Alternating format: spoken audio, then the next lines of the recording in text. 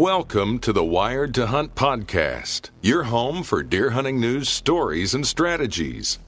And now, your host, Mark Kenyon. Welcome to the Wired to Hunt podcast. I'm your host, Mark Kenyon, and this is episode number 33. Today in the show, we're recapping the final hunts of our rut vacations, and then discussing our lessons learned over the course of the 2014 rut. Enjoy.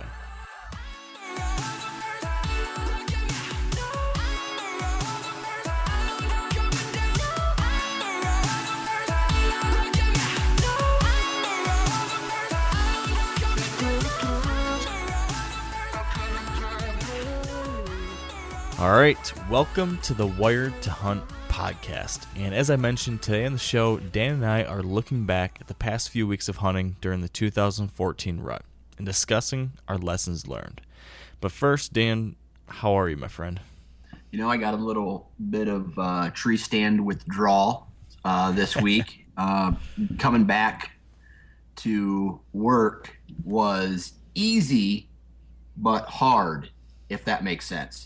It was easy because I'm not suffering out in this cold weather, and then it was hard because I would rather be suffering out in this cold weather. Yeah, I can relate. It's it's one of those things that you dream about it all year, and then you get out there and you're freezing your butt off, and you're like, oh my gosh, this is miserable. And then as soon as you're done with it, you wish you're right back out there. Right. And I don't know, my reality is slowly sinking in to where my hunting season, for the most part, is over. I may make it out for a late season hunt, but you know, historically in my area, once the shotgun hunters move through and the crops are out, they go other places that are not my property. So for the most part, I'm done. I can't go hunting this weekend or next weekend, and then the weekend after that, shotgun season starts for 3 weeks in Iowa, and then after that, it's pretty much unless you have standing crops on your property, you're out of luck. Ugh, yeah, that's depressing. Yeah, it is. Man, I tell you what, this season went by so fast too. It just seems like it went by a lot faster than normal. I know. I feel like every year goes by faster than the last. It's just, I don't know, but maybe it's partly because I feel like every year I'm working more and harder all throughout the rest of the year leading up to the season. Right. And so all that build-up, I think, makes the actual execution of it, the actual hunting season, then just fly by. Right. And I think a little bit of that has to do with, like, you know, to elaborate on what you just said, is we're preparing so much for the season that when season does come, it's actually easier for us to hunt because we've done so much prep work. Some of the stands are trimmed out. The only thing we're doing is the actual hunting, and that's the easy part, you know. And when it's easy, it kind of goes by faster. Yeah, true. And I'm right there with you in that it's this weird and crazy build up to this point, and then all of a sudden it's gone, and I'm feeling like definitely my season's on the downward spiral too, really fast here. Yep. You know, I'm tagged on Ohio, which is great, but here in Michigan, you haven't been able to get things to come together, and the farmer who farms a couple of the main properties I hunt here in Michigan disked up all the crop fields around my properties, so there's not a whole lot of good late season food left over. Yep. So I'm concerned about that. I've got, on one of the properties I hunt, I've got some decent late season food plots I planted, but those even are getting picked over especially hard this year, I think, because the farm fields are out. So I'm concerned about what kind of food I'm going to have, you know, in December, and what that'll mean for my hunting. I'm a little bit worried about what's going to happen these next couple weeks. Right. It's just it's one of those things where after this rut kicks in, you know, let's see, today is the 18th. Oh, I'd say last year I rattled the deer in on the 24th. And after that, it just kind of dried up. The scrapes start drying up. The sign goes away. They go back into their recluse type of, you know, solo lives where they don't care about anybody but themselves. And then you just got to try to be smarter than them and catch them going to a food source. Yeah, and I'm sure we'll dive into this deeper once we get into December and we really start talking about late season. But man, that time of year can be really boom or bust. If you've got the food, right, it can be incredible hunting. If you don't, it can be really slow. So, I guess that's something. Like I said, we'll tackle that subject later on, and maybe we'll have some better stories to tell about what's to come from our season. But I'm glad that you're back at it. Excuse me, back at home, and hopefully the wife's glad to have you home and all is well on the home front. Right. Everybody's happy to see me. I'm glad to see them. It was, 2 weeks without the family, and that's like I mentioned to you, I think on a phone call. It gets a little tough, and but in the back of my head, I'm still thinking about the deer and what I should be doing or what I could be doing, or if I should maybe ask the wife if I'm able to go hunting this weekend, which I know the answer to that, and I'll get an answer that's somewhere along the lines of, I guess if you want to put your family second, Gosh. One of those. That is the worst. So I don't think I'll even ask. And, for me, I marked this season up for a loss anyway. I don't want to say a loss, but as far as hunting was concerned, just because, I had obligations to film my buddy Ryan, and I knew I wasn't going to get the time in the woods that I typically do. And that was 100% okay with me. So there's always next year, I guess. Yeah. It'll be here before you know it. We're going to be, in a matter of weeks here, we're going to be talking about the 2015 season, and that's pretty crazy. Yeah, that's nuts.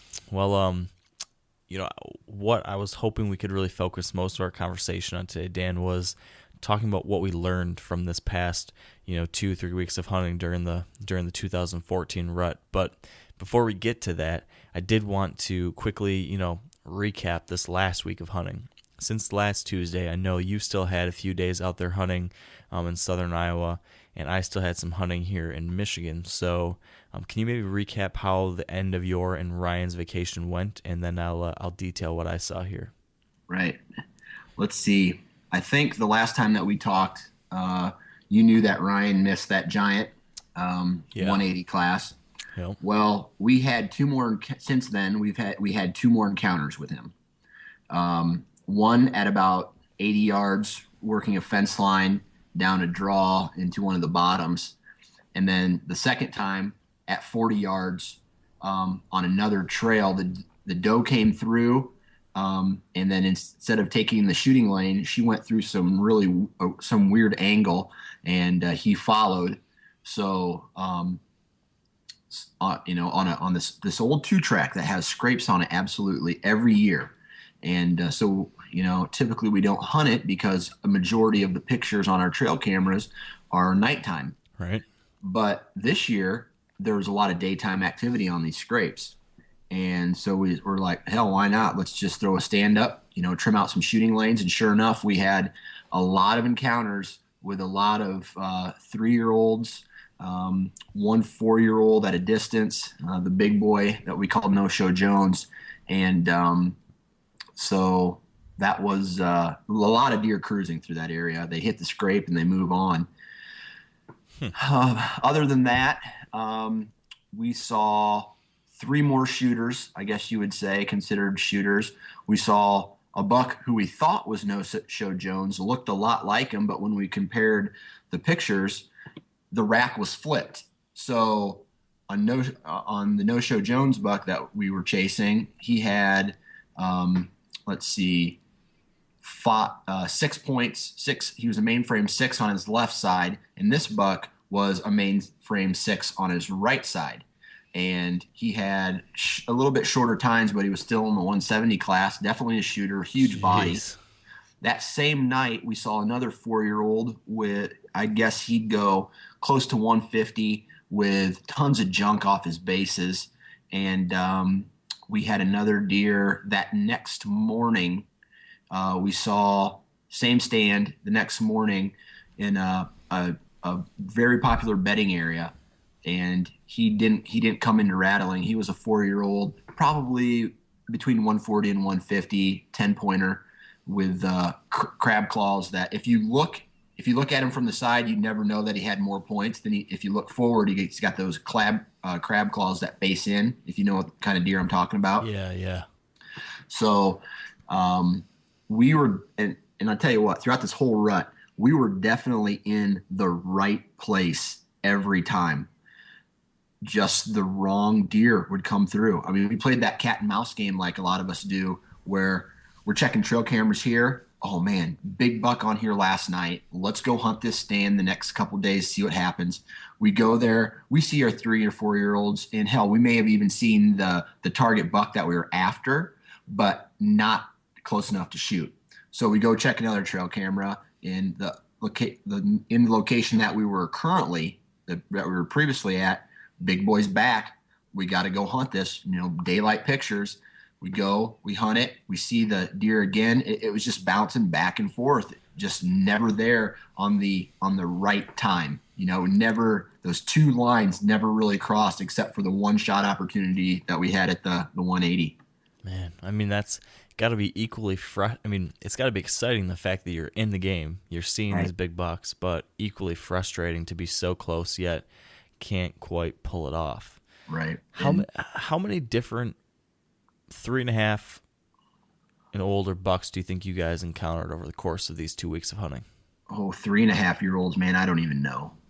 I'll just start at 4 years old. We probably saw, 2 bucks that were 6 or older, maybe 4 or 5 4-year-olds, and then the rest, I guess, would be older. So 5, 6, and maybe 1 7-year-old, all at a distance. But a majority of the bucks that we saw were 2 and 3-year-olds.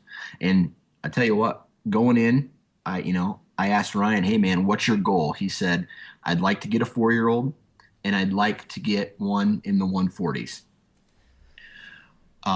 We never really had an encounter with that kind of deer within shooting lane. And I'll tell you what, he did pass a really good buck that was probably a 4-year-old and 140, but it was really close to the time after we just had that encounter with the big boy. Right. So he kind of went all in on No Show Jones, and he hunted real hard. We were both in the tree, and I mean, we didn't skip a day hunting or a hunt.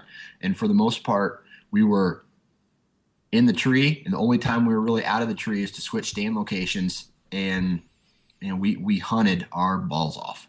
Yeah, well, I got to commend you guys for, like you said, hunting like crazy. I know that's not easy, and I had one of those seasons this year where I actually was out of the tree a lot more than I am. I was moving stands. Then in Ohio, the second day of my season in Ohio, second hunt during the rut, I killed. And then the next 2 days, I had buddies down there that had shot deer, so I was tracking deer 2 more days, and then hunted a couple more days, and then was home. And so it's kind of a weird rut for me. I didn't hunt as much as I usually do, so I don't feel like I put in quite the grind that some ruts are, but I guess it was for good reason. I'm glad that I I didn't have to grind quite as much as I did, but I know that's not easy. But man, how's Ryan feeling after all this? Well, I just got off the phone with him. I called him after I got off work today, and he was playing with his daughters, and he sounded pretty happy, but he goes, "I'm going to tell you what, I think about that shot all the time." Like, all the time. And I'm actually going to post the footage of it here as soon as I get all the editing finalized. I don't know if it's going to be this week or next week on the Nine Finger Chronicles. I'll be posting basically highlights of all the deer that we encountered and the encounter that we had with the big boy. And you'll be able to see, I don't blame him one bit for missing the shot. I mean, he's never had an encounter with a deer that big. Heck, as a hunter, he was passing deer that would have been his biggest buck ever this year, just because he knew what the possibilities are hunting Iowa, and I really commend him for that. He even told me, and I told him at the very beginning of this season, I said, "Dude, you can shoot whatever you want," and he was passing deer that a lot of people would have shot, and I commend him for passing those deer. And he even said to me, he's like, man, I don't want to walk into someone's property that I, like yours, and shoot something that you wouldn't necessarily shoot. I said, man, but you've never shot a deer as big as what you're passing. And he's like, he had really high expectations, and he ended up eating his tag just like I did. And I think he was prepared for that, which was good. Now, does he regret that at all? Now, after he's eaten his tag, does he wish he had taken a shot at one of those 130s or the 140 that he had that close call with? Or is he comfortable with the decisions he made? That would be a question you'd have to ask him. But after talking with him, I would probably say no, because he had an encounter with an animal this year on 3 different occasions that, not just that buck, but 2 other giants that people just don't see throughout the rest of the U.S. And again, I'm not here trying to brag about how good a property I have, or because there's a difference between catching a deer on trail camera, which we did a lot of, and killing them. And that's a huge difference. And that's where the hard part of hunting comes into play. But I think he's happy with the results of his trip. Having the encounters that he had, I think he would have been more disappointed if he came to Iowa and had a lackluster season where he didn't see a lot of movement, which we saw a ton of, and didn't have the encounters that he had. Yeah. Well, I mean, to your point, across pretty much anywhere else in the country, in almost all instances, you're just not going to see that kind of number of big deer. I mean, what you said, it sounds like you saw 8 to 10 bucks over 4 years old, and who knows how many 3-year-olds. I mean, I won't see that many mature deer in 2 or 3 years, even hunting good spots in Ohio and Indiana and Michigan and all of that. I mean, you're hunting some world-class properties there, and so I imagine just those experiences and seeing those kind of deer, I mean, I would love just to have those types of encounters and experiences. So I can see why it was still a worthwhile trip for him, and something he would really value and enjoy, and those will be memories for a lifetime. It won't be venison in the freezer, but it'll be memories that he'll be able to carry on for a long time. Yep, and it's on film, and so he'll be able to look back at that over the years. One quick thing I want to tell you is, so Ryan decided to pull an all-day hunt one of these cold days, one of the last cold days. And I honestly don't have the gear to hunt all day sits in this really cold weather. So I was layered on with those adhesive hot packs, but even after a while, I told him, man, I'm going to get out. I'm going to go warm up. So he stayed in the stand, and that was actually 20 minutes later is when he had an encounter with the big boy again after I'd left. And so I went back to hunt in a different location. As I was pulling a trail camera, I watched one of our target bucks come off of a ridge. So I ran back all the way back to my truck, and I got my bow, and I ran all the way to the stand, in this stand where I thought I might have an encounter with him. As I'm creeping down into this stand, I bump Mark Kenyon and a doe that he was with. And I'm like, I am set up, because if he comes back through, or if I see him tomorrow morning, I'm getting Mark's shed back. That was like the first thing that I thought of. Yeah, I mean, out of, we put together a hit list at the beginning of the year, and we saw almost every one of them.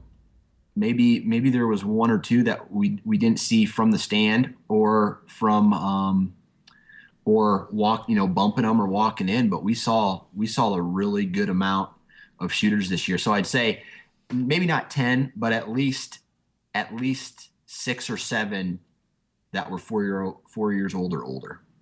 Man, that's incredible. That's an awesome season right there. I would give I'd give my left pinky for that, I'd say.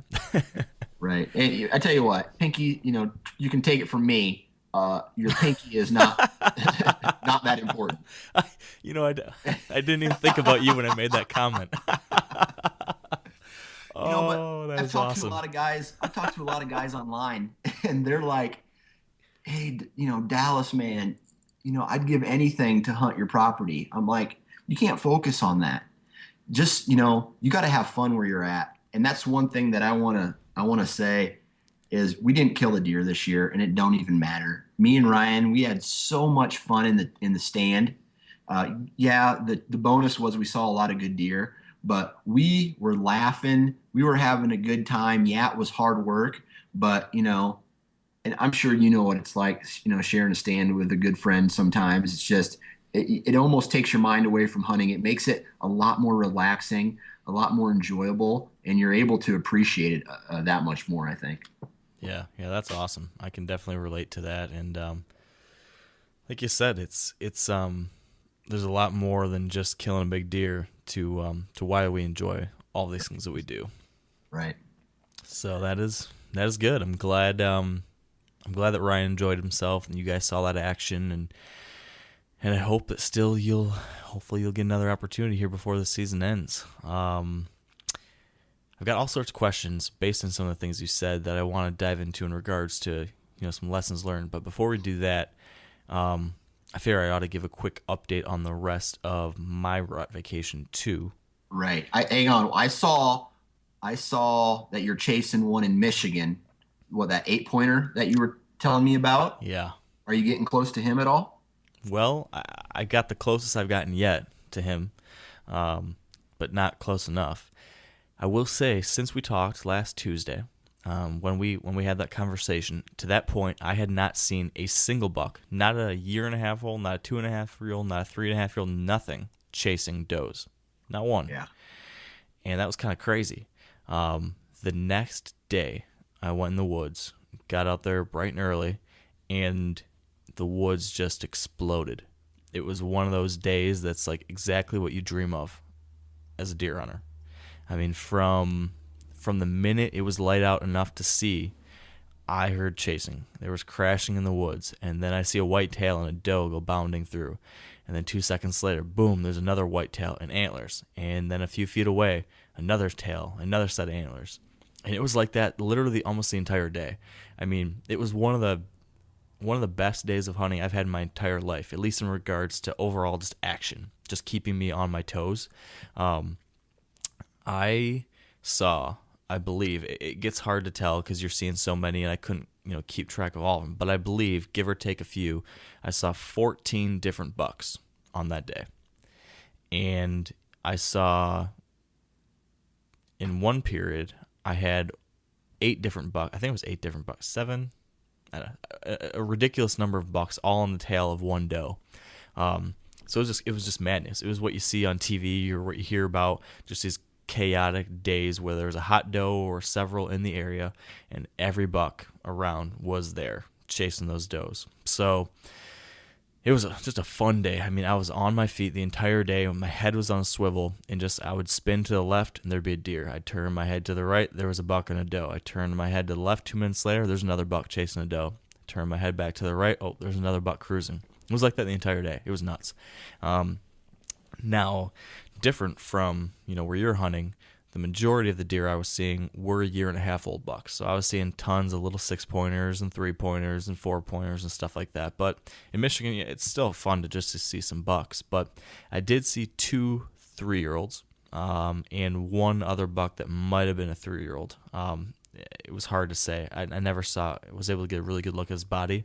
He was always in this tall kind of CRP grass. None of them were giants, nothing, incredibly impressive from an antler standpoint, but it was nice to see that the older deer I have on this property were on their feet and chasing does. And one of those deer I saw was that 8-pointer that you mentioned there at the beginning. And, as we've talked about over the course of this year, these couple properties in Michigan that I hunt the most, I just haven't been getting mature bucks on camera, not many. The only 2 bucks that I had on camera, there was one that was a real teeter-totter buck. I wasn't sure if he was 3 or not based on the pictures. He didn't have really good, antler growth. So it looked like a set of 2-year-old antlers on a 3-year-old's body. But once the rut hit, you could really start to see his body characteristics clearly defined as a 3.5-year-old. So that deer I kind of dubbed Tiny. I've been calling him Tiny because he's a 3.5-year-old, but he's got a tiny rack. So that's what I'm calling him. And then this other buck that you mentioned was this 8-pointer, and I'd gotten a handful of pictures of him here and there, but never could quite get a really good look at him. And as I mentioned last week, I finally started getting good pictures. He was all over the place, and he's again a 3.5-year-old, nice solid 8-pointer.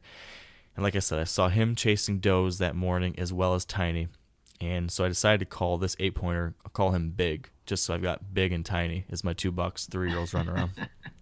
And my hope is Tiny for sure.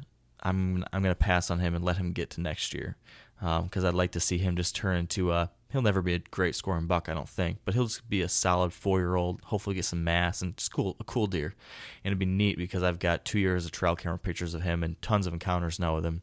So I'd love to see him make it to next year. And then if he makes it, he'll be a real stud next year. But I'd still love to get a crack at him this year because he's a nice solid buck. So I saw him Wednesday chasing a doe. And then Thursday, I got out and just saw, it was a little slower. I saw 5 or 6 bucks, but they were all 1.5 olds and just a decent number of does, and nothing too exciting. Definitely was a lot slower than that Wednesday. And then Friday morning, I moved up to another spot. And the tough thing about this property I was hunting is that the majority of the action I was seeing was happening on my neighbor's property.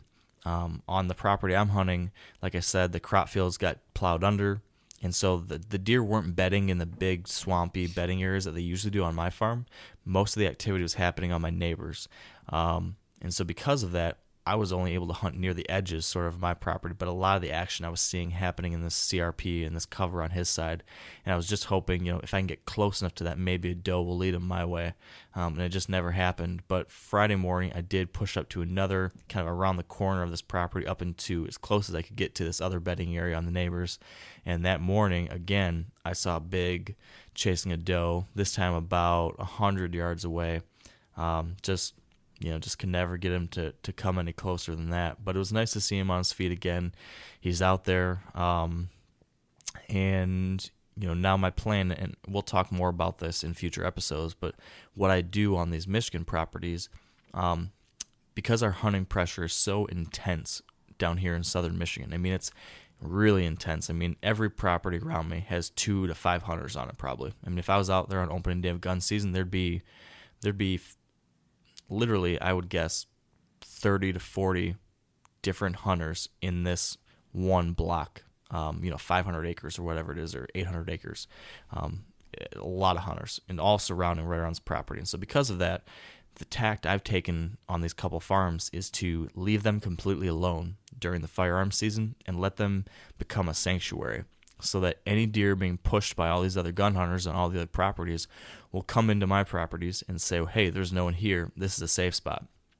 And then, as you know, I've worked pretty hard in the off season to establish, quality habitat with good bedding cover and good food plots on some of these spots, so that when they do get there, they've got the food and cover they need to be comfortable. And my hope is that by doing this, more of these bucks from the surrounding areas will come to my property, they'll make it through the gun season, and that allows me to have, more deer and more success possible after gun season. So December for me is when I'll be spending some more time out here in that late season, hoping to capitalize on what I call my gun season sanctuary strategy. Yeah. So that's kind of what I'm doing right now. I'm leaving these properties alone. I've got a handful of cameras out there, hoping to collect some insight into what's been happening while I'm gone. And so once December hits, I'll sneak out there, check those cameras, see what happened, and then make a game plan from there. But that's kind of where things stand for me. I headed up to our northern Michigan deer camp for a couple days for the firearm opener. Had a great time up there with my family and friends, and now I'm back down here catching up on some work, catching up on some family time, and biding my time till my next adventures here in Michigan or maybe Indiana. Are you done with other states, or you're gonna head back to Indiana maybe? Yeah, I think it's gonna depend on just like you. I need to clear, make sure good things are good in the home front before I go on any more trips, I guess is a way to put it. Make the wife happy. Yeah. But assuming, all is good on that front, I would like to try to get back to Indiana at some point because I think there is some opportunity there. So I would love to get back down there. And then at some point I'd love to get a quick trip to Ohio to try to take a doe down there because I know the landowner would love to see us get a few more deer. So I'd love to get down there and maybe help out Josh drag a big buck out too. So those are my hopes and plans for these next kind of 6 weeks of the season. Cool. Well, hopefully you knock something down, man. I know, like you said, the further into November and the year that we get, the harder and harder it gets. Yeah, it really does. But I guess before we dive into that, we'll talk about that next week and the week after that, and we'll dive into some late season tactics. But today I want to regroup post-rut here. We've just lived through our 2014 rut vacations, and we've had a few days now to decompress and to think through some of these things I think that we've experienced. And I thought maybe we could do a little bit of a debrief on maybe what you and I have learned from the 2014 rut. And I personally haven't really thought through a lot of these things yet, but Right. I've kind of put some different questions together that I think maybe can get our brains kind of turning on this and get some conversations started. And maybe you and I can uncover a couple of things that we've learned, and maybe that will be insightful to the listeners, or maybe just get them thinking about things that they experienced and what they can learn from them. So that's kind of my hope for this next 20, 30 minutes of the show. Does that sound good? I say we do it. Cool, man. Well, how about this? I'm curious, if I break down the different things we might have, different categories of lessons we might have learned. The first thing I started thinking about was, purely from a deer and deer behavior standpoint, what did we learn about deer, about the rut? So I don't know, Dan, what do you think? For you, did you learn anything over the past couple weeks about deer behavior or mature buck behavior or the rut in general that you think that you could tell us about? Yeah, I mean, every year I learn a little bit more, I say, when it comes to deer behavior. But there was a couple things this year that really stood out. And the first one was I noticed that a lot of deer were moving with the wind to their back.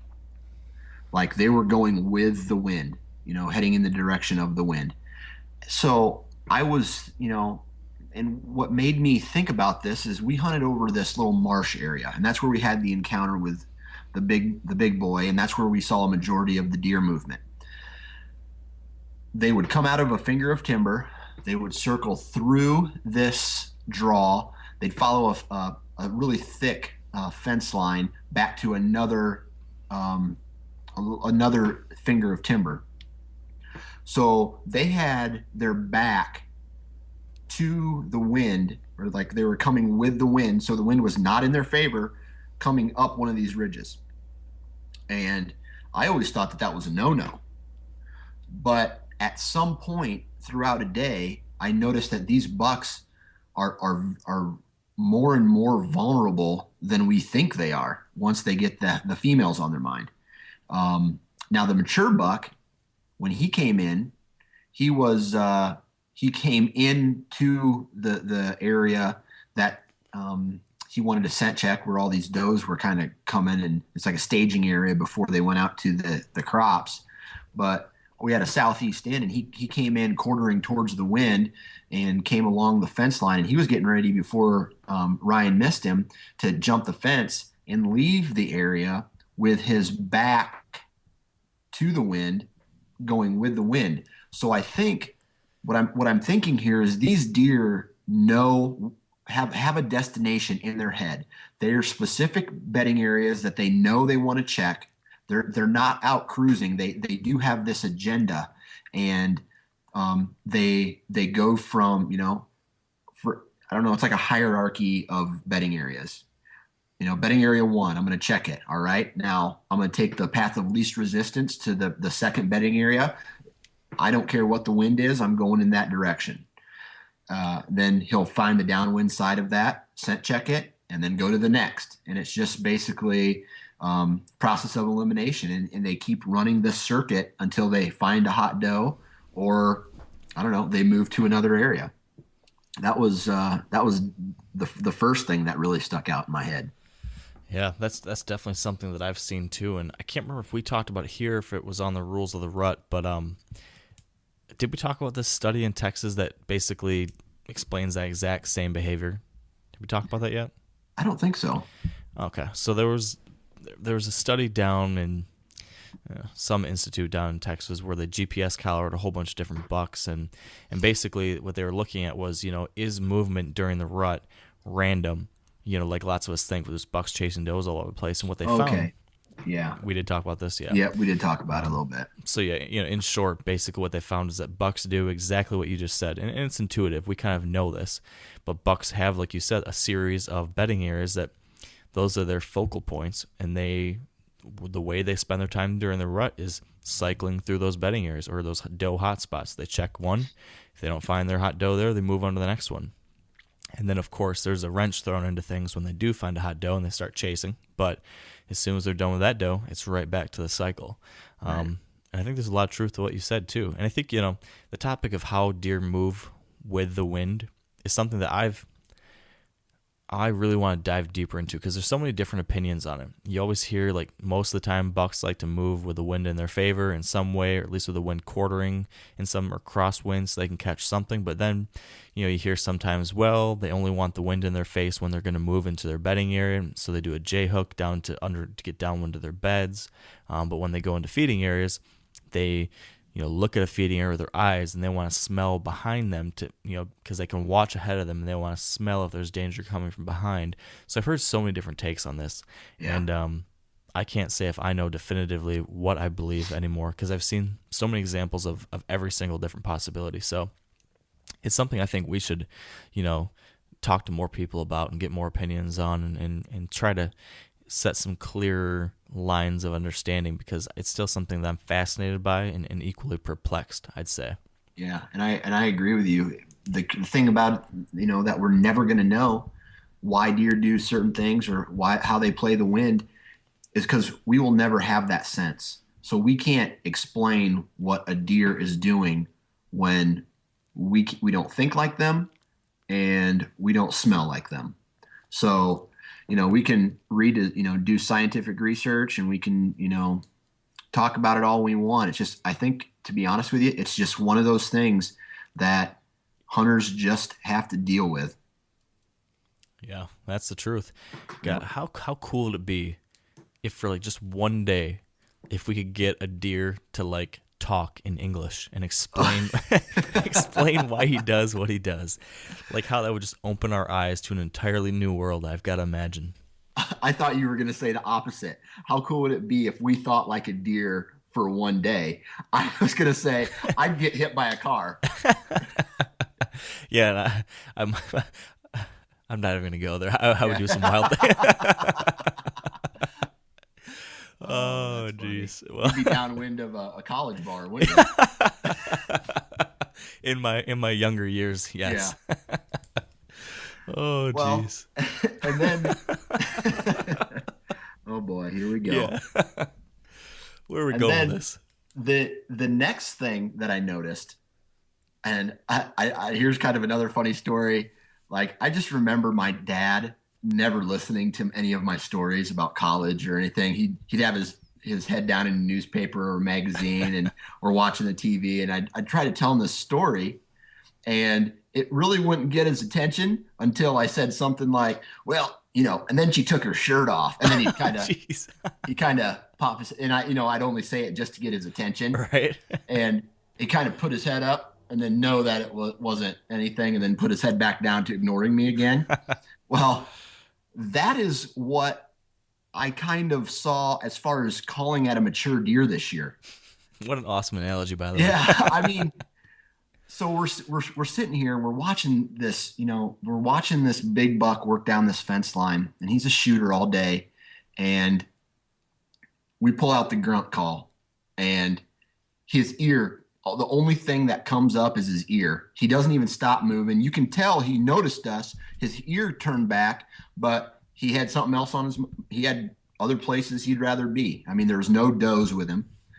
Then we rattled, and he was facing away from us when he rattled. He turned around and he looked in our direction, and then he turned away. Then finally we did a snort wheeze, kind of like the last thing. We had the wind in our favor, everything, and he stopped and he got real tense, and he like his ears kind of went back a little bit, and you could tell he was a little bristled up. But then that was it. Then he made his way off, and man, I don't know. The more I call, the less I call, because I just don't think these mature deer, you have to catch them at the right the perfect moment for them to come into a call. I mean, we had yearlings, 2-year-olds and 3-year-olds coming into calls all day long, but those aren't the deer we're after. And if those aren't the deer we're after, why are we calling? So it's just one of those things where these mature deer, we didn't really start calling until I'd say maybe the 9th, where we would maybe start doing some blind rattling. We did grunt for the most part at these mature bucks. We may not have rattled, but I just don't think they care. I think they have their own agenda. They have their own set of rules they live by, and very, very rarely they would come in, if at all, or even care about it. Very interesting. It's, if you don't mind me, well, I'll wait a second because I've got some thoughts on this too, from a tactic standpoint. But I guess I'll just dive right into it. I've seen some of the same things myself. Yeah. But at the same time, recently, especially this year, I've seen grunting work better than usual for me. Yeah. But I think I attribute that to something you pointed out. You said you have to do it at the exact right time. Right. And I think what we were able to do in the couple encounters I had where I was able to grunt at a mature deer was get that timing just right. So let me share 3 examples. I was successful in grunting in 3 different mature bucks, nearly into shooting range or into shooting range. And the first one was the buck I killed. Mm-hmm. The second 2 were bucks while I was filming my buddy Josh. And in 2 of those times, we waited to grunt until right when he was in an area or right about to get onto a trail where he could go. It would be very easy for him. The path of least resistance would be to come towards us already. So it was like at a T. So in the case of my buck, he was heading towards essentially a T in the road. If he turned right at the T, he'd come my direction. If he turned left at the T, he would go away from me. As soon as he hit that T intersection is when I grunted. I gave him one guttural deep grunt, and that was enough for him to say, hey, you know what, that's reason enough to continue to move to the right. If I'm going to go left or right, I'll check that out, go to the right. And it was easy for him to make that decision. Now, if I grunted 30 seconds earlier when he was way up, not at the T, in a totally different section, and it would be much more difficult for him to come straight towards me, he may not have reacted at all, or he might have stood there and listened for a while, and I would have grunted again, and he would have said, a little weird, that's kind of weird, and then I'd snort wheeze at him maybe, and then he'd say, nah, this seems sketchy, and he'd bail out of there. Right. Maybe that's what would happen. Scenario number 2, another buck, this time the next day. This buck is cruising across a ridgeline in front of us, and this ridge goes in front of us, just a kind of consistent ridge until it gets to a finger that comes down off that ridge right towards us. And this deer is going across the ridge, and I thought to myself, as soon as he hits that finger, this T, again, is a T intersection kind of. If we grunted to him when he was still on that ridge, there'd be no easy way for him to get to us unless he walked 50 yards down the ridge and then turned left. But I thought if we wait till he gets to that finger right at the intersection where he could, if he chooses to do so, could very easily come straight down to us, that would be the time to do it. So we waited, and we grunted right when he got to that T intersection. And same thing as with my buck in Ohio. It was just easy. We were right there. and he was able to drop right down the finger right to us, and he got really close. Now, those two worked pretty well. The third instance was the following day, actually, I think it was, and this time we had a big buck show up and was just out of shooting range. And at this point, I didn't see the scenario, and if I had better seen the situation now in retrospect, I think we could have killed this deer. But we saw this buck. He's at 45 or 50 yards, and he's walking away from us seemingly. And so I said, Josh, give him a good hard grunt. So we give him a grunt. He stops and looks, turns and keeps walking away. Grunt one more time, stops, turns and looks, and keeps going. So what I thought he was going to be doing is I thought he was going to just keep on walking away. What I didn't realize, and I should have known, I should have remembered this, but there's a deep ravine right between us and him that I couldn't see because of some cover, but there was this like 7-foot ravine, this deep cut that buck was not going to jump across to come get to us because he wasn't that interested. If we had waited until he walked further down where he was going, because now, as I remember, I watched him walk down. As he walked, continue the way he went, he would eventually hit a crossing where all the deer get to this crossing, they cross that cut, and then they continue onto our ridge and would have walked right parallel beneath us at 35, 40 yards. If we had waited to grunt or not grunted at all, he probably would have walked down, got to that crossing, and he might have continued the way he was going. At that point, maybe we would grunt to him. And maybe it would have been easier for him to make the decision to just hop over that little crossing, or we might not have needed to grunt at all because he would have already taken that path of least resistance and given us that shot opportunity. But I think we preemptively grunted at a time when he couldn't react positively, forcing us to overcall and to eventually lose that opportunity. So I think that's something I learned when it comes to calling to these mature deer is really think through when the best time would be and try to time it to make it as easy as possible for that buck to positively respond. Right. Yeah, I do those same things, man. I know for a fact we didn't overcall on some of these deer. One grunt, maybe two, and that's it. And we would give up at that point because, the last thing you want to do is spook them. And if they're not going to come, they're not going to come. Yeah. Yeah, for me, I've definitely gone the same way. My rule's been I'll do one contact grunt. If I can get their attention with that, great. Nothing else. If he keeps going, I'll do one more just to make sure I got his attention. Now, if I've got his attention, okay, that's the first thing I need to know is if it's one grunt or two grunts, whichever gets his attention, great. At that point, if he still decides he's not interested and he keeps going, I'll try one snort wheeze. So perfect scenario is I do one grunt, he looks at me, I know he sees me, or not sees me, but has recognized there's a call. If he still doesn't respond, then the snort wheeze, and that's like, okay, I tried to get his attention, that didn't work. Now I'm gonna get him pissed. If that doesn't work, then I'm done. But back when I was, back in the day, I used to grunt and snort wheeze and grunt, and then try can call, and then I try rattling, and then I try everything I could do until he walked out of sight. But that's definitely not the way to go. But back in the heyday, that was, you just keep trying and keep trying and keep trying, hoping something will work in your bag of tricks. But like you said, it's much better to quit while you're still ahead rather than risk spooking them. That's a fact. That is a fact. Now, one other thing I want to bring up, that thing I just mentioned there was kind of related to a strategic lesson I learned. But one other thing I also kind of was reminded about this season when it comes to deer behavior is just how hot and cold deer behavior is during the rut, and how that translates into action. And I thought it was as bad last year, but this year was even worse for me. Actually, it sounds like you had a little more action, but for me, like 90% of my hunting over the course of this rut was dead. I mean, really, really, really slow amounts of deer moving, and then there's those periods of chaos and tons of movement. And I think that's in a lot of cases what the rut looks like, because you've got the doe movement in general starts to change compared to what it is during the rest of the year, because does begin evading bucks and they start going into thicker cover and trying to get away from the harassment. And then you get to a period where all of a sudden you've got all the bucks chasing a couple does or a couple hot does, and if that hot doe's in your area, you've got the action. But if the hot does aren't in your area, you're not seeing the action. And then you get to the lockdown phase where then these bucks are actually locking down and starting to breed, and that's another slow period.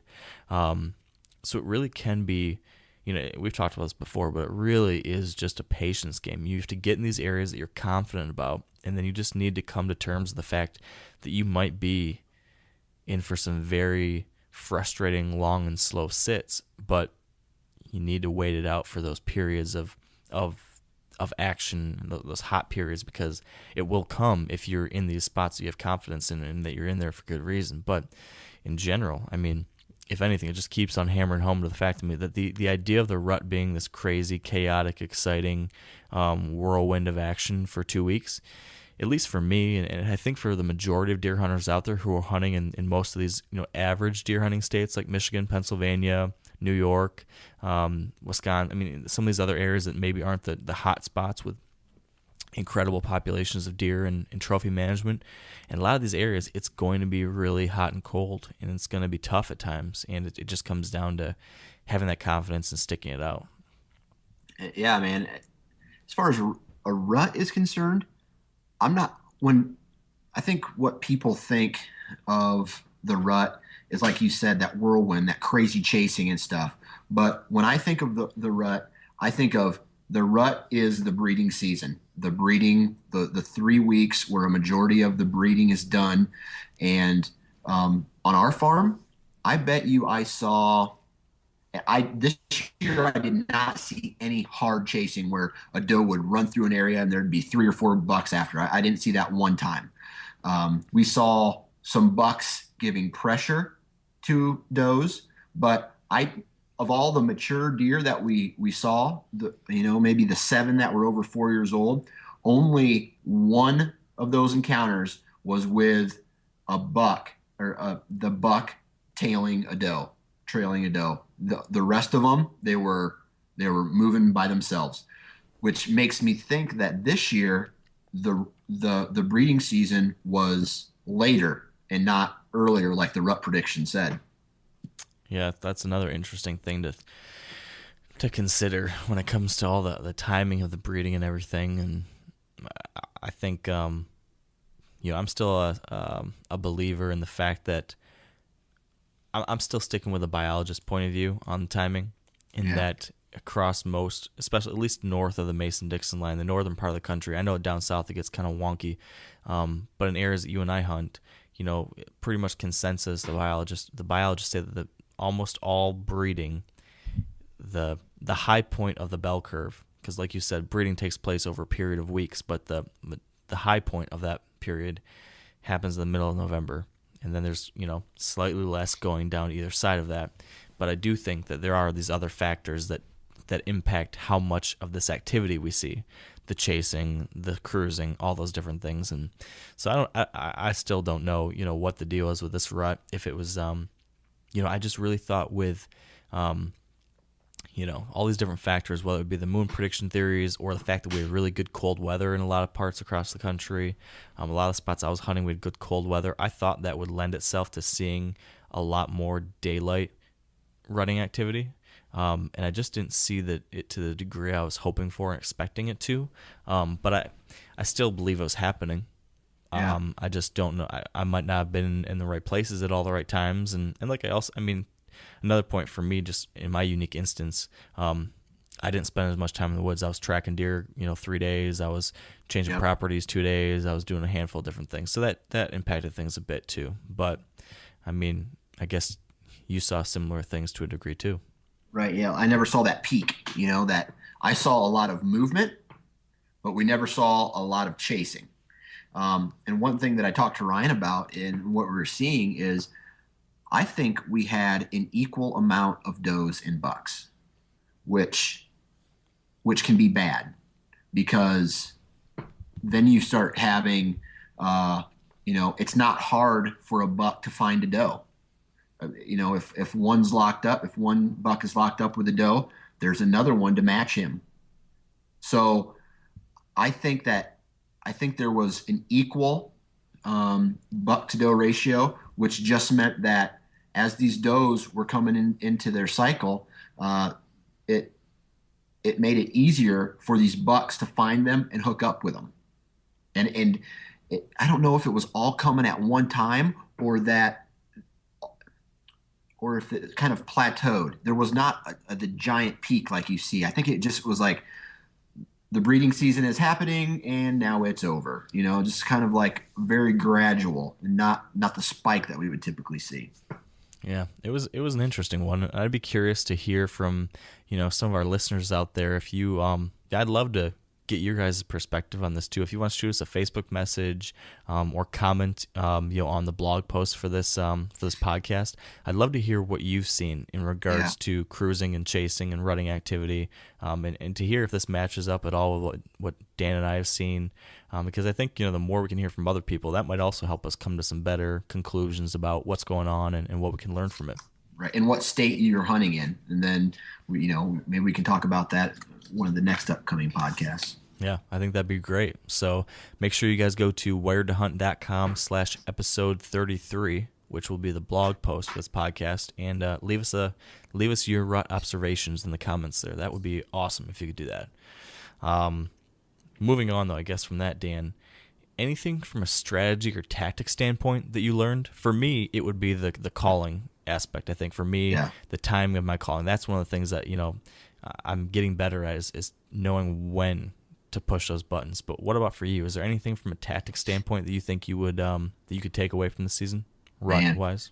It's hard because when I think of strategies and tactics, I think of the same thing that I've always been doing, but making minor adjustments along the way. And working the trail cameras over the scrapes and the pinch points, and then using that information to make your stand location choice. I just think this year, one thing I learned was you don't necessarily have to be in the perfect spot the first time into the area. This time of year, you can get away with a little bit more error as far as going into an area. Don't be afraid to set up an observation stand. I sat an observation stand with one day with Ryan and one day by myself before I tore it down. Heck, I think 3 days total we sat in this one stand, and then decided, okay, there's going to be a shift in this wind. It's going to come out of the northwest. We need to move it to the east side of this marsh so our wind is blowing into a cornfield and not into the marsh. And the next day, it was rotating all the way to a southeast, 180 degrees, and blowing into this pasture. And that was the day that this buck came in. He felt he had the wind in his advantage, and we ended up getting the shot. But we're realizing that slow down, get that observation stand. And if you're not 100% where to go because you don't know the property or you don't have the exact tree trimmed out, set up back from that location. And then if you get that information, you see that deer movement, that intel, then you can, take your stand down after a morning hunt and go right to that tree, set up, and then just wait. And maybe it's the right tree, maybe it's not, but keep moving, keep bouncing, keep making those minor adjustments, because really hunting is micromanaging. All the big stuff is done before the season, and as for the way I hunt, I'm always moving, always trying to get that next best, that next best advantage, chasing that wind, and not just planning for that specific wind for that specific hunt. Look, it's like a chess match. Look 2 or 3 wind directions into it and set a stand for that location and back out and then come into it another time. You don't necessarily need to hunt it, although a lot of people would disagree with me. If you're going to go in to an area to set a stand, hunt it. And I agree with that. But if for some reason that strategy isn't working for you, to go in, have a set where you're going to be in there and know you may not see anything in preparation for the next day when the wind shifts, to have a completely different view of what the area holds. I think you make a lot of good points there, and something that I've struggled with on a couple of those different things. There, 2 things for me. Number one, over the years I've been I've definitely been guilty of getting lazy when it comes to knowing I should probably move somewhere else, but not wanting to deal with tearing a stand down, hiking over to a new area, putting a new stand up, putting the camera gear back up, pulling my bow back up, pulling my backpack back up, doing all that stuff. It sucks. Yeah, it's a pain in the butt. But just year after year, I keep on getting reminded that sometimes you need to do it, and that, half an hour of annoying extra work is going to be something you'll forget about 10 years from now when you look back and remember the encounter you had there or the deer you shot there because you made that move. And so I just am, constantly trying to remind myself to do that, and I did that more this year. I made more moves. I did some more, hanging stands in new spots, and it paid off. So I think that's definitely a lesson learned for me too. And then another point, you said something, well, two things. You mentioned the fact that you shouldn't be afraid to set up observation stands and learn an area. And I 100% agree with that. I think that's a great way to go in there and learn spot, figure out what the action is. But then it does come down to, as bow hunters, you can only learn so much from seeing deer at a distance. Right. Eventually, you need to move in for the kill. And good enough is not good enough when it comes to bow hunting, because bow hunting is a game of inches and feet and yards. And if you are close and you're getting that buck at 48 yards, yeah, that feels close. He's right there in your wheelhouse. But if you can't get a quality shot at a deer, that stand is crap. When it comes right down to it, you need to be setting stands after you set your observation stand. Let's say you've learned about the action, or maybe you set there and you realize you're 50 yards off of off of where you need to be. You have to get in there. I've spent too many days, over the past 5-10 years sitting in stands that I kept sitting because I was seeing the big buck. I could see him out there. He's 100 yards out, or he's 80 yards out. Eventually he'll get closer, and I'll see him out there the next night or a week later, and again he's still too far away. And then I'm out there a month later because I still see him from that stand, and he's still too far away. Yep. It doesn't cut it when it comes to bow hunting. You need to move in and set up for the kill eventually, and you shouldn't be afraid to do that, and you don't be too lazy to do that. You need to go in there and you need to get into range. And if you set up and you try it doesn't work out, you need to try again, like you said, and keep tweaking and keep micromanaging and keep moving those chess pieces across the board. Because close is not close enough for these deer when it comes to bow hunting. So I think that's another big takeaway for me. Right. Move in. It's like, I don't know. You nailed it.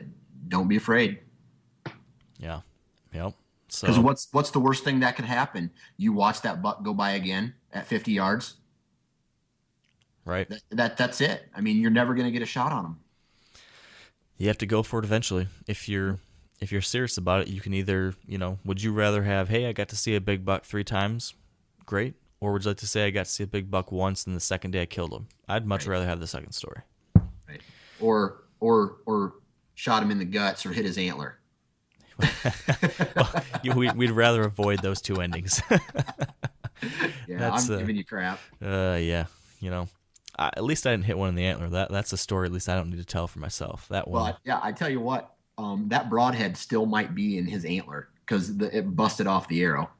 How cool would that shed find be? Oh my God, I'd lose my mind. I call dibs. That's what I'm finding this spring. Oh geez. Okay, so we've put a pretty good chunk of time in here, but I wanted to maybe combine 2 questions in one, and maybe this will be how we wrap it up here, Dan. Okay. Number 1, what do you believe is the biggest mistake you made this rut? And then maybe kind of following in that question's footsteps, what's the biggest thing or the one thing for sure you want to do differently this coming year, next year, 2015? Why don't you start this off? I need to think about that a second. Crap, that was my angle. Okay. But I'll give it a shot. Okay. I think my biggest mistake was, doing something that I mentioned right there. What I just mentioned as something that is a mistake people make, and I mentioned that because it's a mistake I've seen myself make. And I tried to fix that wrong. I tried to fix that towards the end of my time here in Michigan, but It was because I realized I was screwing up. And this is a mistake I've made over the past 3-4 years on a couple of these properties where I've gotten really comfortable with a couple areas that I always see these big deer from during the rut. And I have these encounters and they seem close, but I'm never getting the shot opportunity. And so I've wasted a lot of seasons and hunts even this year thinking, well, this will be the time when he's going to come close enough, and he just hasn't. And that happened again, in Michigan a couple times. And I made the change the last couple days of my time here in Michigan. And next year, I'm really going to change that. And that I'm going to, and this is just something you've talked about before, Dan. You've harped on field edges, how you want to get into that cover as much as possible. And I've tried to defend, occasionally having to hunt field edges sometimes, and sometimes you have to. But there is a really, if you can get into the cover during the rut, I really still do believe that you're going to have more activity during daylight, because these does during the rut, they don't really want to be out in the big food sources as much as usual because they're getting harassed by bucks all the time. So you're getting these does spending at least less time out in the open, so they're farther back in the cover. You've got the bucks cruising for does or maybe chasing does, but either one of those two things, the majority, not always, but the majority of that is still happening back in cover. And especially here in Michigan, every day from November through November 15th, hunting pressure is increasing. You've got more bow hunters in the woods, and then as you get closer to the November 15th firearm season opener, you've got more gun hunters coming into the woods to scout or put their blinds up or do whatever. So every day closer to the end of that rut hunting bow period, there's more pressure on these deer, on top of the fact that already they want to stay in the cover. So those two things, I think, continue pushing these deer back into safe cover areas. And so I have, notoriously on these couple properties, been always afraid to push too deep into the heart of things. I've kept some sanctuary areas that I've always tried to keep as off-limits areas to keep the big bucks on my properties. And I think there's warrant for that. I think there's value to doing that, in some of these areas where I'm hunting some small parcels with extreme hunter pressure all around me. And so I think I want to continue doing that throughout the most of the year. But then during the rut period, it's okay to swing for the fences sometimes. And I wish that I had gone in there with a climbing tree stand or my portable stand and pushed deep into the swamp and got real close up into these bedding areas and sat back in there a couple times. And I probably would have spooked some deer. And I might have busted some deer pushing it in there and hanging a stand. But I think if I was going to get an opportunity, it would have been if I pushed it in those spots. If I were to go into those bedding areas and stop kind of pussyfooting around the edges as much. So I think my mistake was being still, and this is something I've gotten better at every year, but I'm still too conservative to a degree. And so next year I just want to take that, aggressiveness one step further. I will add one disclaimer that I did. This is me patting myself on the back. So give me this little brief moment to feel good about myself, Dan. I did take this advice of my own, and I implemented it in Ohio. I had this gut feeling that I wanted to be right inside this bedding area on that morning of November 6th. I didn't have a stand there. Past me 3 years ago would have said, well, I've got to stand 150 yards from there. It's safer. It's easier to get to. I don't need to hang anything. I'll just hunt there. I'll have a good view. That'll be great. But present me said, nope, I need to get right into this one specific spot. I know it's going to be a pain in the butt to get in there and hang a stand in the morning, but I'm going to do it. And I did it, and I killed a mature buck because of it. So I think that was, again, proof to me that this is something I need to start implementing wholesale across my strategy during the rut, whether it's Ohio, Indiana, Michigan, a property I'm just learning or a property I've been hunting forever. I want to continue to push that limit and not be so comfortable on the edges. That's my big takeaway, I think. Good. Makes a lot of sense, man. Yeah. Did I basically what I was trying to do there was just ramble for a long time to give you adequate time to figure out your answer. Did I give you time? Yeah, man. I mean, okay, so we're talking about the biggest mistake and then what we're going to do different next year, right? Yeah. All right. So one thing that I have a problem with is overanalyzing. I'll look at a map. I'll look at wind direction. I'll look at what locations I need to be in, and I'll just sit there and think and overthink. And I think one thing I need to get better at is probably just pulling the trigger and saying, let's do it. Let's let's go. It doesn't have to be the perfect spot right away, because if you see something, you dive in deeper. If you don't see something, you move out. And like this year, and we did it fairly well. There was one instance where I think we probably could have improved our stand location a little bit further up on this ridge where these deer were traveling, or maybe trimmed another couple shooting lanes, but we ended up not doing it. So I don't know why we talked ourselves out of it, or what our reasoning was for not doing it. But I know that I overanalyze my stand placements a lot. Oof, you and me both. Yeah. So that's one thing, and I'm going to get to what my corrective action is going to be for next year. But my second thing is get to the stand. And what I mean by that is a lot of guys will sit there, they'll tiptoe through the woods, which, is good. You got to be quiet. But for me, we took our time. We glassed the entire way in. We try to be as quiet as possible when I really don't think a lot of that matters. The most important thing is your scent. The more time you're taking to get to the timber, the more your scent is cast out into the hunting area, and the less chance you have of catching a buck come down, downwind from you. So, I think we just took a little bit too long to get to the stand, and we weren't to the stand early enough. I mean, in some instances we were, and it sucks because we were getting up at 3:40 every day. Mm-hmm. And I really think that we needed to get to the stand even just a little bit earlier, maybe 40 minutes earlier, and let that timber settle down. And as you know, yeah, we have camera equipment we were setting up, and clicks and little ratchet straps here and there that we really needed to just, and I don't even know if I'm going to be filming next year. I'm thinking I might just be hunting, which will alleviate a lot of that stress. Yeah. But give the timber some time to settle down before prime time. And for the people who hunt all day, that's not really an issue. But if you're like myself and like to move around a lot, like to have a specific morning and evening hunt, that's something that I think I'm going to try to do better on next year. Yeah, if you don't mind, I'd like to comment on a couple things there really quick. Yeah. Man, I'm right there with you when it comes to getting in there early. Yeah, I've got some friends, and they've been very successful, killing quality deer, that just don't get to their stands very early. And I really personally think that if you're not getting to your tree stand, for me personally, I think an hour before daylight is the minimum time for me for when I'm getting on a morning stand. I want to be there at least an hour before daylight, because to your point, I really think you need to let things calm down, because inevitably there's a good chance even if you plan everything right, you still can spook deer going into your stand in the morning. And I hate doing that. And right. There's nothing more I hate more than coming in and out of tree stands and spooking deer. Right. I just get so mad every time I hear a snort or a crash. It just drives me nuts.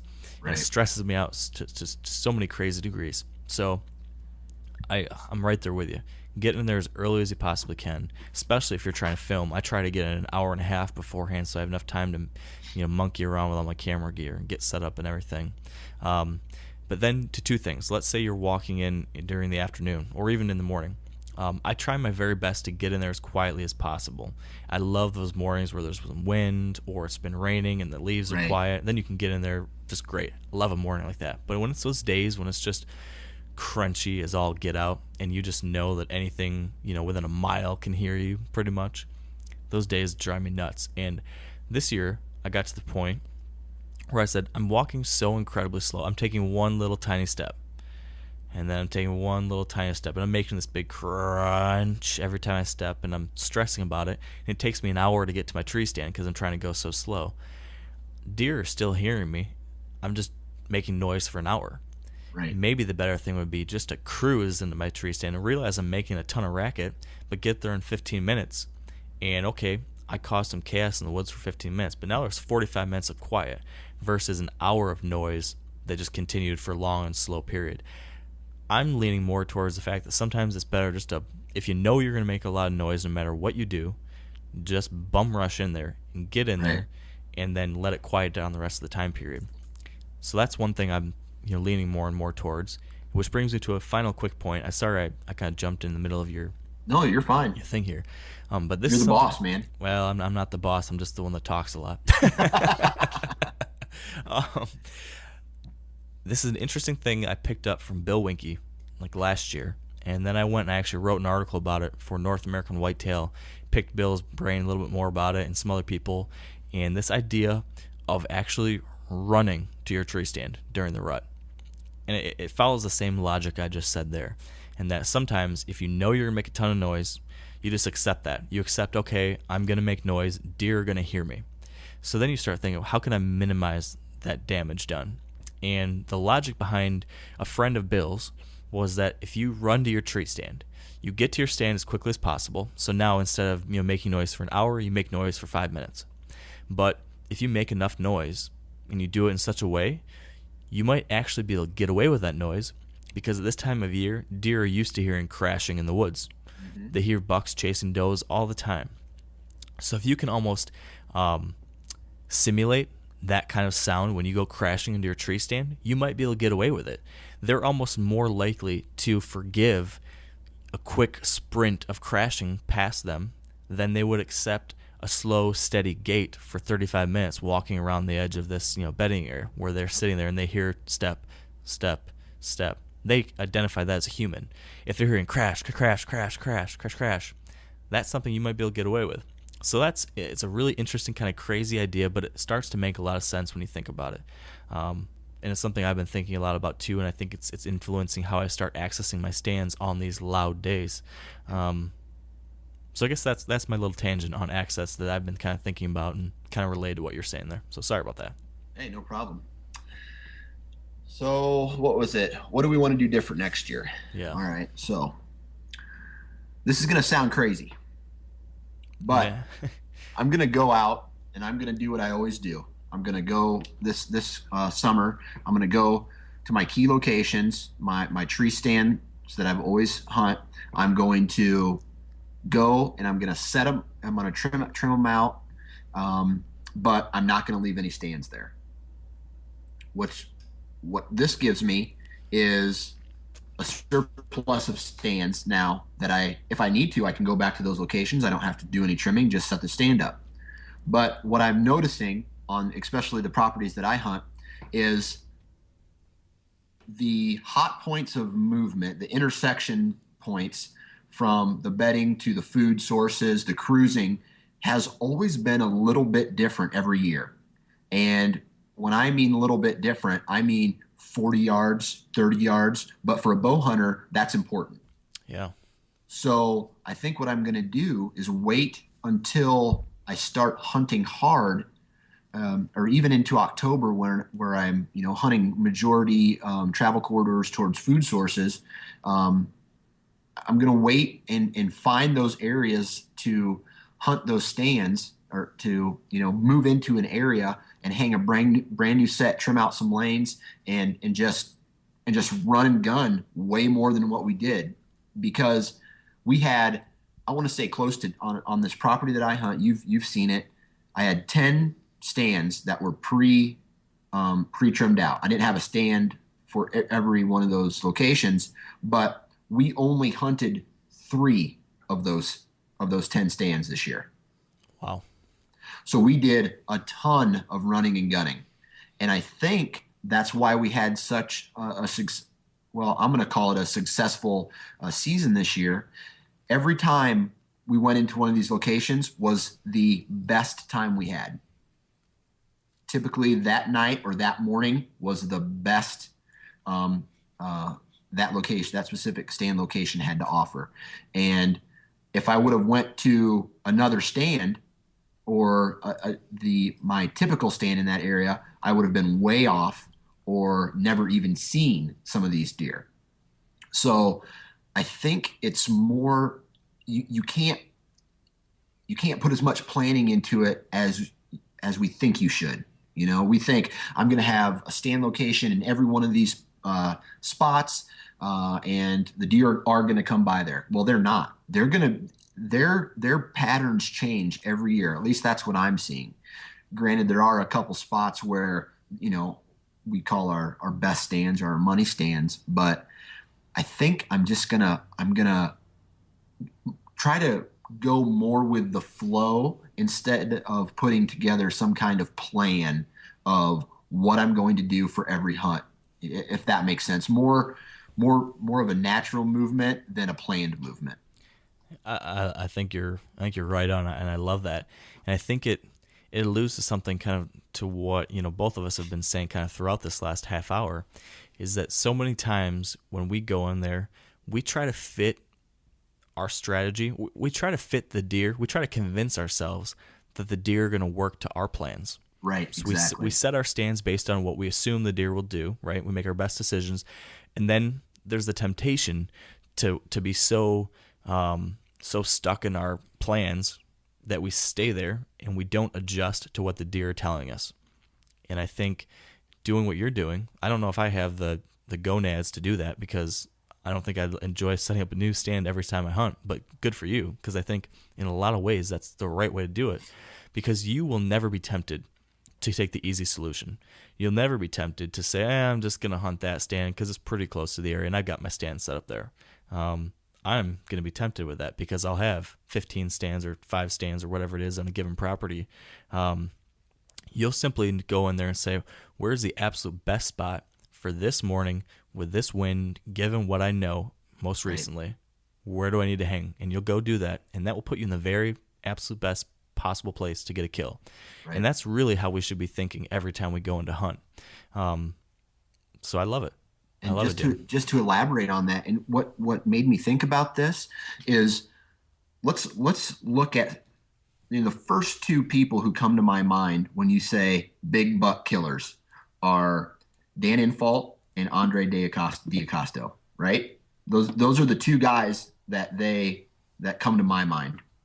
They have a stand on their back and they go into an area and they find the best possible location, and that's what they do. And their resume shows that they kill giant deer. And yeah. I think as if you want to be a quote unquote good hunter, you have to learn how to be as mobile as possible and think on the fly and not plan. There's a little bit of planning, but it's an art. It's a feel. And I think the more that predators like ourselves get to that, then I think we're going to kill bigger deer. Yeah, I think there's more mature deer. There's a lot of truth to that. And to all these things we're saying, there's always exceptions. Exactly. Right? There's always going to be situations where you can plan these things out, especially when you're doing some of the habitat management things where you can start manipulating habitat to encourage movement where you want it. And so sure, there's ways to do that, and I know there's people having success that way.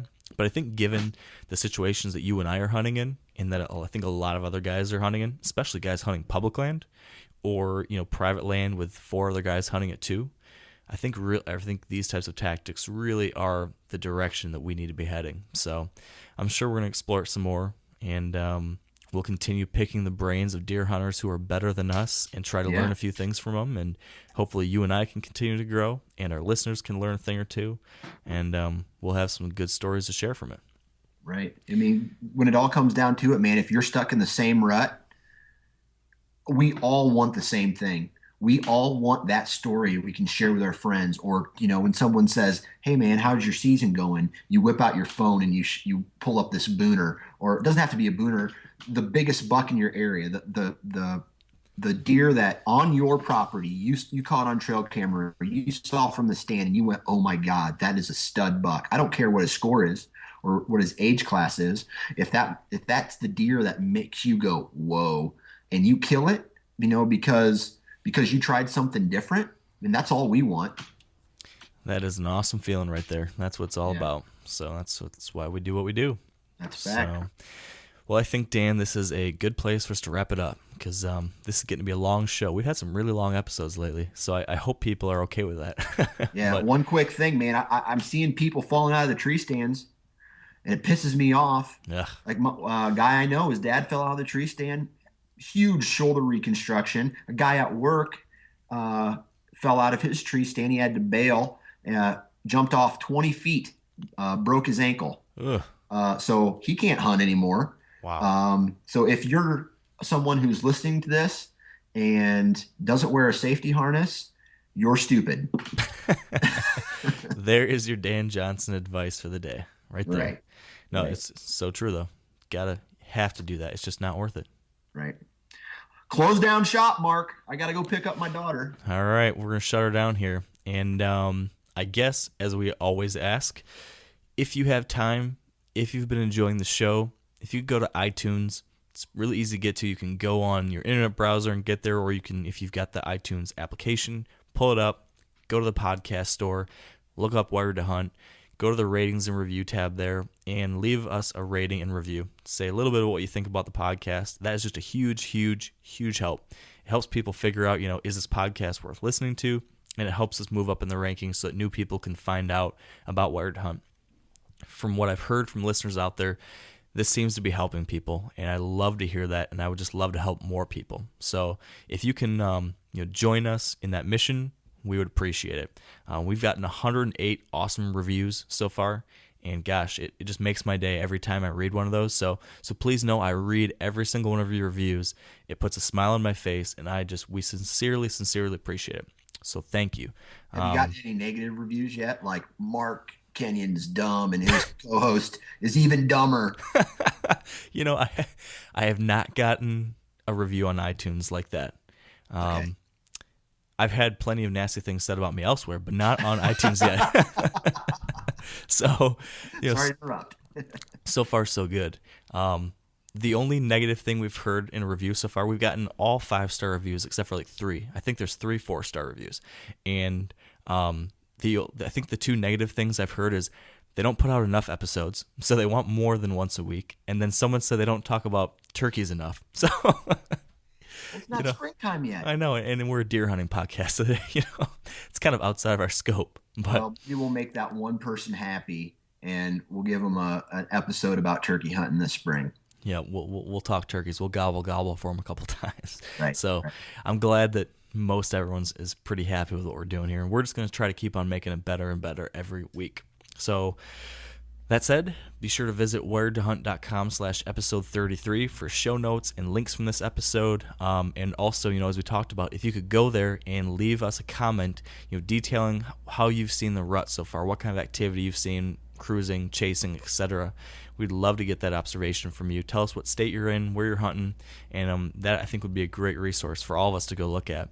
Also, be sure to check out Dan's blog, The Nine Finger Chronicles, to check out the videos he's going to be posting soon and other updates from his season. I know you got some good stuff up there, Dan.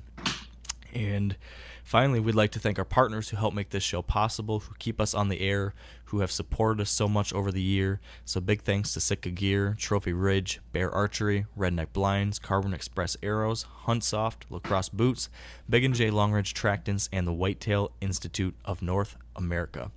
Thank you so much, all of you, for joining us today on the Wired to Hunt podcast. I really hope that your adventures during the rut so far have been, everything you've dreamed of. But if not, don't give up. There's plenty of season left, so get after it, hunt hard, and stay wired to hunt.